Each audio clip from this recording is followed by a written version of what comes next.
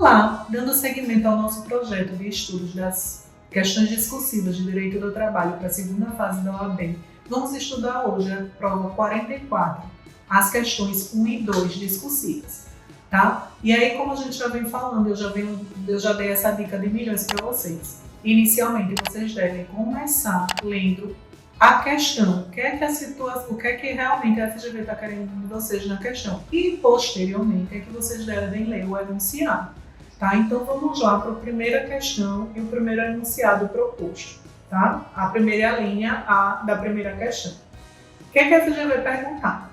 A partir da concessão do benefício previdenciário, então vamos lá, eu já estou falando aqui num benefício previdenciário, que fenômeno jurídico ocorreu com o contrato de trabalho biênio? Justifique.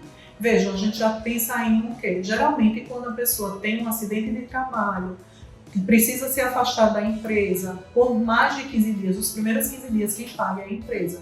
A partir do 16º, quem paga é o INSS. Então aí a gente já poderia pensar, nesse caso deve ter havido um afastamento. Por quê? Porque está dizendo que houve uma concessão de um benefício previdenciário. Tá? Mas agora, que a gente já sabe que a FGV quer o fenômeno jurídico, a gente vai ler o enunciado da questão proposto pela FGV. Então o que é que dizia a questão? Dizia o seguinte: Enio é empregado de uma sociedade empresária há 12 anos, sendo que em 2023 foi aposentado por incapacidade permanente, antiga aposentadoria por invalidez. Aí vocês lembram, né, que a gente tem lá aquela emenda constitucional de 2019 que fez algumas alterações nas nomenclaturas dos benefícios previdenciários, tá? E aí a FGV continua dizendo assim: Enio sempre teve plano de saúde custeado integralmente pela sociedade empresária, no qual é beneficiário juntamente com sua esposa e seus 2 filhos. Tá? Mas a questão, só com essa primeira informação, a gente já poderia pensar qual fenômeno jurídico ocorreu no contrato de trabalho. Toda vez que o empregado ele precisa ir para o INSS ser afastado, seja por um auxílio-doença, seja por uma aposentadoria, certo? Por invalidez, o contrato de trabalho do funcionário vai ficar suspenso perante a empresa, certo? E aí ele não recebe mais pela empresa, ele passa a receber pelo INSS. Os 15 primeiros dias, como eu já falei para vocês, quem paga é a empresa. A partir do 16º é o INSS que faz esse pagamento. Vejam que no caso de Enio, ele foi aposentado por incapacidade permanente, antiga aposentadoria por invalidez. Então, quando a FGV pergunta para a gente lá qual o fenômeno jurídico que ocorreu no contrato de trabalho, se for referente a um benefício previdenciário, vocês nunca vão pensar no Instituto Jurídico da Interrupção, vocês sempre vão pensar no Instituto Jurídico da Suspensão. Por quê, Carol? É o Instituto Jurídico da Suspensão, certo? Porque eu tenho lá previsão legal na CLT. E aí também é outra dica de milhões que vocês têm que observar.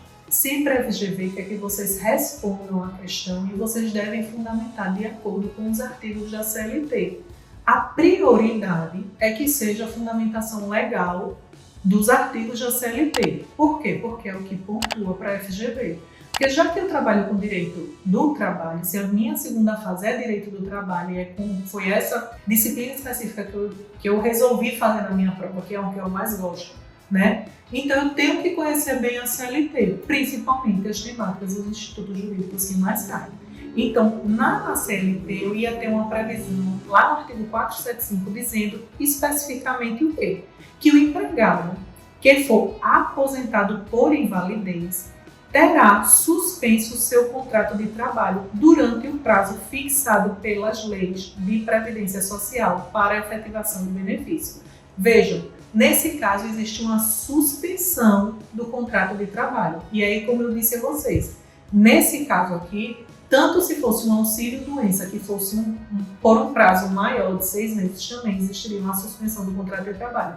Mas, Carol, o que você está dizendo assim com relação à suspensão? Significa que o empregador não pode necessariamente dispensar o empregado nessa situação. Tá? E aí ele tem que esperar o prazo da suspensão do contrato de trabalho transcorrer para que ele possa fazer essa dispensa. Aí ele disse: não, mas, professora, não tem uma forma de eu dispensar esse funcionário? Caso ele venha se reabilitar, sim, depois da reabilitação, se não foi um acidente de trabalho, foi exclusivamente um auxílio, se não foi um acidente de trabalho, e foi, porque no acidente de trabalho a gente vai ter lá aquela estabilidade de 1 ano, né, posteriormente ao acidente. E se foi aí que a gente chama de espécie 31 e 91. 91 auxílio, é o acidente de trabalho, e 31 ele vai ter uma suspensão contratual, um auxílio doença normal. Então não tem estabilidade no caso do Código 31, certo? Então vamos lá, seguindo. O que é que a FGV ainda queria da gente na linha B, dessa situação problema do caso proposto, tá? Aí vocês vão perguntar, né? Voltando só um pouquinho na linha A. Professora, então como é que eu respondo? Vai responder lá. No caso concreto, já que Enio foi aposentado por incapacidade permanente ou aposentadoria por invalidez, o fenômeno jurídico que ocorreu no contrato de trabalho foi a suspensão do contrato de trabalho de acordo com a súmula 475 de acordo com o artigo 475 da CLT, tá? Então, a linha B, o que é que eles queriam ainda? A FGV. A FGV diz lá, a alteração do plano de saúde é válida, justifique. Vejam que lá quando a gente estava lendo o enunciado da questão para responder a primeira alternativa, a gente já leu que Enio sempre teve plano de saúde custeado integralmente pela sociedade empresária, no qual é beneficiário juntamente com a sua esposa e os seus 2 filhos menores. E o enunciado proposto pela FGV ainda continua discorrendo o seguinte: em razão do uso intenso e crescente do plano em tratamentos e cirurgias após a aposentadoria por invalidez, com elevado custo para a sociedade empresária, esta pretende migrar Enio para outro plano de saúde mais econômico, no qual a cobertura será menor, de alcance nacional para regional, e serão excluídos os despendentes. Então aí eu já me pergunto, meu Deus, isso foi benéfico para Enio ou não? O empregado recebeu algum benefício ou não? De um plano que foi contratado lá atrás. Vejam que Enio tem 12 anos de empresa, tá? Então aí a FGV está perguntando exatamente assim, a alteração do plano de saúde é válida? A gente sabe que não vai ser válida. Por quê? Porque a gente tem previsão legal dizendo isso, que a alteração contratual nas condições do contrato de trabalho, ela deve ser feita de comum acordo entre as partes e com consentimento, tá? E desde que não prejudique o empregado. Ai, caramba, onde é que eu encontro essa informação? Tá lá no artigo 468 da CLT. E o artigo diz o seguinte: nos contratos individuais de trabalho, só é lícita a alteração das respectivas condições. Por quê? Por mútuo consentimento. Grava isso aí. Só é lícita a alteração por mútuo consentimento. E ainda assim, desde que não resultem, direta ou indiretamente, prejuízos ao empregado, sob pena de nulidade da cláusula infringente dessa garantia. Vejam só, no caso de Enio lá, que a gente precisa resolver contextualizando para a FGV, é válida essa alteração do plano de saúde? Não, não é válida. Então, como é? No caso proposto, é inválida a alteração de plano de saúde em virtude de que Enio teria prejuízos com relação a essa alteração. Isso porque nos contratos individuais você podia até transcrever o artigo da CLT depois de você ter contextualizado a informação da situação problema.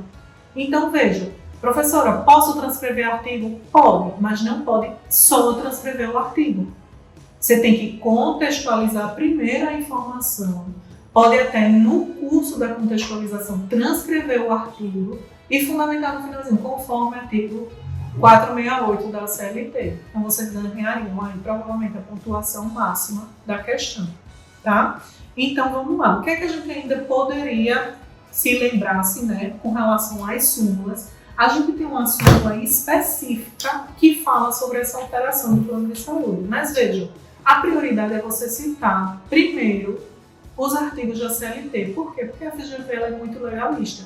A súmula é importante, pontua. Mas se eu só não lembrar da súmula, mas lembrar da questão do artigo, a prioridade é o artigo, Mas aí você também pode fazer uma resposta muito mais completa. Lembra o artigo, está lá marcadinho, porque geralmente nas CLTs, logo após o artigo, você vê a indicação de algumas súmulas e aí você deixa lá marcada a informação. Como eu disse a vocês, a FGV ela tem temáticas específicas e quando a gente faz o estudo para a segunda fase do trabalho, a gente já faz a marcação certinho dos temas que mais caem para a segunda fase, direito do trabalho. Então, você aprendendo a manusear a sua CLT, o seu código, o seu vademecum, você vai chegar para a prova com todas as informações na sua cabeça e não vai deixar um nervosismo te prejudicar na hora da prova, tá? Então, voltando, o que é que diz a súmula 440 do TST sobre essa questão da alteração do plano de saúde? Vejam que é uma súmula específica e ela fala lá: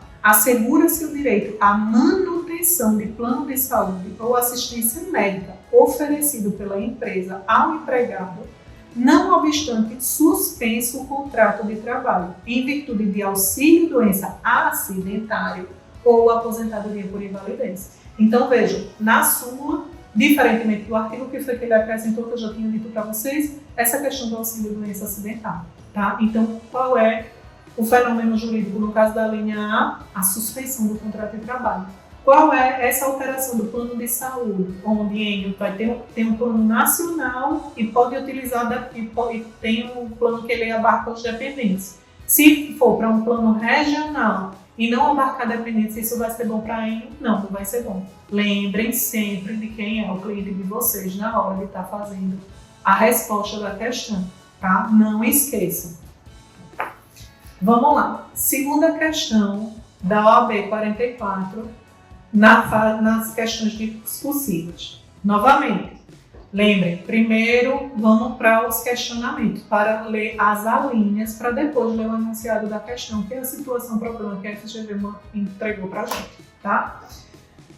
Vamos lá. Nesse caso aqui, a temática é vertida referente à gravidez da gestante. Certo? E a gente sabe que tem um capítulo específico de proteção à mulher e seção específica com relação à proteção à maternidade. Né? Isso aí é uma coisa que vocês têm que ter em mente já. A gente tem tanto previsão constitucional quanto tem uma parte da CLT toda dedicada a isso. Então vamos lá. A linha A, o que é que a linha A diz?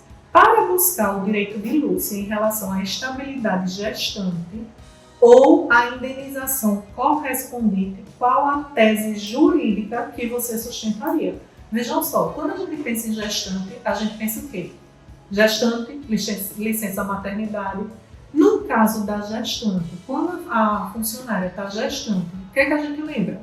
A gente lembra o quê? Da licença maternidade que vão ser de 120 dias após o nascimento da criança, ou depois ou 28 dias antes, né? Como tem lá a previsão na CLT. E a gente pensa também o quê? Numa garantia de emprego, que é justamente essa estabilidade da gestante. E essa garantia de emprego é o quê?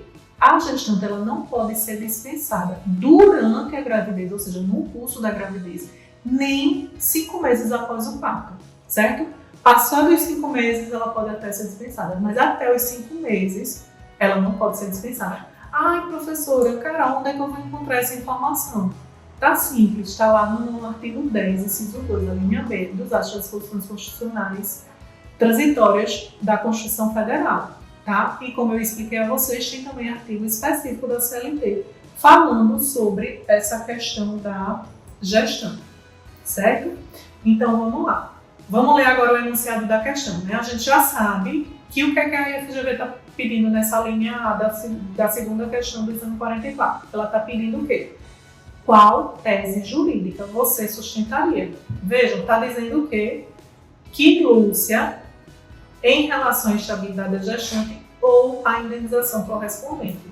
A gente tem que buscar o direito de quem? De Lúcia, que é a nossa cliente, certo? O enunciado diz assim: Lúcia Maria engravidou no curso do contrato de trabalho e não comunicou o fato a ninguém. Após 4 meses, sem que ninguém soubesse do estado de Lúcia, Lúcia foi dispensada imotivadamente. Ou seja, quando diz lá dispensa imotivada, foi uma dispensa sem justa causa. Razão pela qual procurou você, como advogado, para defender seus interesses. Reforçando mais uma vez quem é nossa cliente Lúcia, tá? Após o nascimento da criança, foi ajuizada uma ação trabalhista pleiteando a indenização. Então, o que a FGV está querendo da gente? Para buscar o direito de Lúcia em relação à estabilidade da gestante, correspondente qual tese jurídica você sustentaria? Você sustentaria o quê? Na reclamação trabalhista. Veja, quem é nosso cliente? Lúcia. Lúcia está querendo propor uma reclamação trabalhista por quê? Porque ela foi dispensada enquanto estava no período gravídico, tá? Então, deve ser sustentado que o desconhecimento do estado da gravidez de Lúcia pelo empregador não afasta o direito à indenização. Por quê? Como eu disse a você, está lá, tem previsão legal no artigo 10 do ADCT, certo? E a gente ainda tem uma súmula 244, inciso 1º do TST. E o que é que diz a súmula para a gente? A súmula diz o seguinte, que o desconhecimento do estado gravídico pelo empregador não afasta o direito ao pagamento da indenização decorrente da instabilidade prevista lá onde? Na Constituição Federal, no artigo 10, inciso 2, a linha B do ato de disposições constitucionais transitórias. Lembrem que esse artigo 10 ele fala também da estabilidade do dirigente sindical, a linha A. Então vocês têm que saber esse artigo 10 e deixar marcadinho lá no ato de disposições constitucionais transitórias esse artigo 10 da Constituição Federal, certo? Que ele é de extrema importância para responder questões referentes à estabilidade da gestante e referente a, no caso, se houver uma questão referente a direito sindical, tá? De estabilidade do dirigente sindical, certo? Outra coisa que a gente tinha que vocês poderiam ter citado também, que pontuaria, faria a nota de vocês melhorar, certo? É a previsão legal lá na CLT. Quando diz lá no artigo 391, a linha A, 391A da CLT, que a confirmação do estado de gravidez advindo no curso do contrato de trabalho, ainda que durante o prazo do aviso prévio, trabalhado ou indenizado, garante à empregada gestante a estabilidade provisória prevista na linha B, inciso 2, do artigo 10 das disposições da ABCT, né, que a gente fala.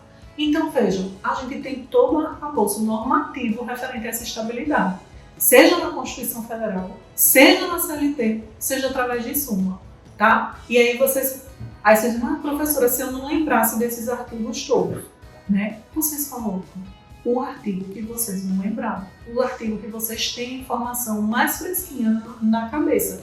O que é que não pode acontecer? Lembrem, os artigos, quando eles são citados, informados na resposta da questão, eles são pontuados só em 0,10. O que importa é você saber que Lúcia, que era nossa cliente, ela tinha o quê? Ela tinha estabilidade, ou seja, ela tinha garantia no emprego, ela não poderia ser dispensada, mesmo que o empregador não soubesse do estado gravídico dela, certo? Mesmo que ela tivesse sido dispensada sem justa causa, sem nem ela saber e sem o empregador saber. Isso não atenua o direito que Lúcia tem, certo? Então, não atenua o fato do empregador não ter que conceder a ela a estabilidade da gestão, certo?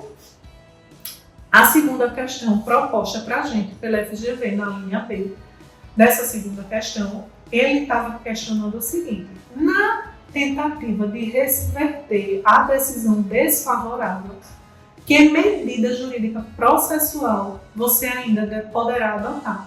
Vejam, aqui a FGV está sendo muito clara para a gente que ela está pedindo o quê? Medida jurídica processual. Qual é na linha do tempo processual, o remédio jurídico, a questão processual, o recurso, o embargo que eu posso manejar, tá? Lembre, toda vez que a FGV perguntar medida jurídica processual, ela está querendo saber qual é o ato qual é o recurso que você pode apresentar. Então vamos lá, vamos continuar lendo o enunciado da questão, porque toda essa parte inicial que a gente leu do enunciado da questão, referente à estabilidade, não ajuda a gente a responder essa segunda questão, essa segunda linha B, né? Então o enunciado da questão continua dizendo assim: a ação foi julgada improcedente pelo fundamento de que o empregador desconhecia o estado de gravidez da empregada.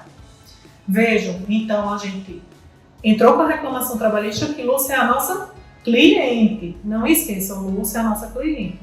Essa reclamação trabalhista foi procedente ou foi improcedente? O enunciado da questão está dizendo que foi improcedente. Então, atenção, a gente perdeu o processo de Lúcia.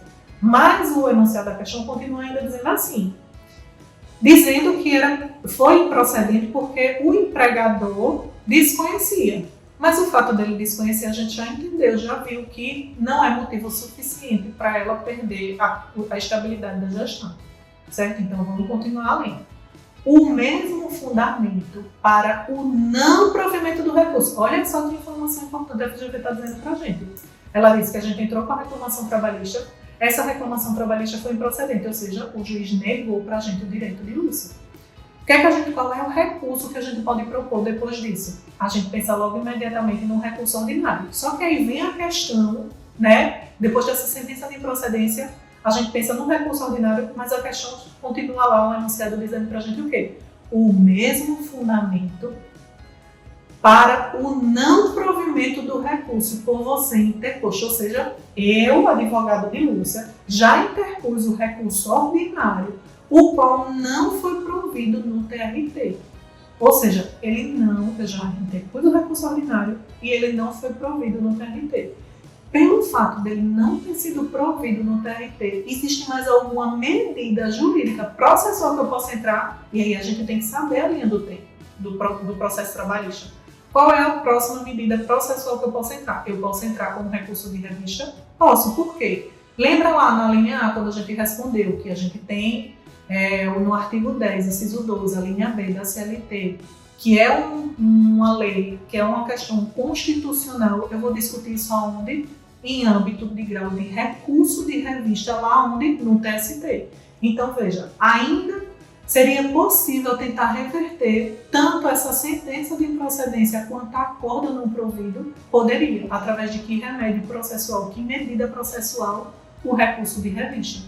Então, veja, aqui nessa linha B, que ele está querendo descobrir qual é a medida processual. A medida processual seria dizer, no caso proposto, a medida processual seria a apresentação de recurso de revista de acordo com o artigo 896 da CLT, a linha A e a linha C.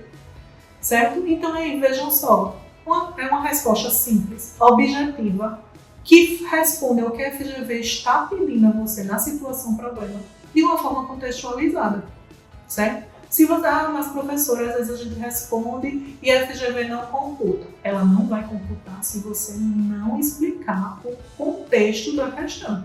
Vejam, lá está dizendo, eu tive uma sentença de improcedência, eu tive uma apresentação de um recurso ordinário e nesse recurso ordinário ele foi improvido. Né? Quando eu digo lá não provido, ele foi improvido, ou seja, nem na primeira instância nem na segunda instância ele foi aceito. Qual é o próximo momento processual? É um recurso de revista para o TST. Então, veja, vocês têm que também dominar e saber a linha do tempo, certo? E por hoje ficamos por aqui.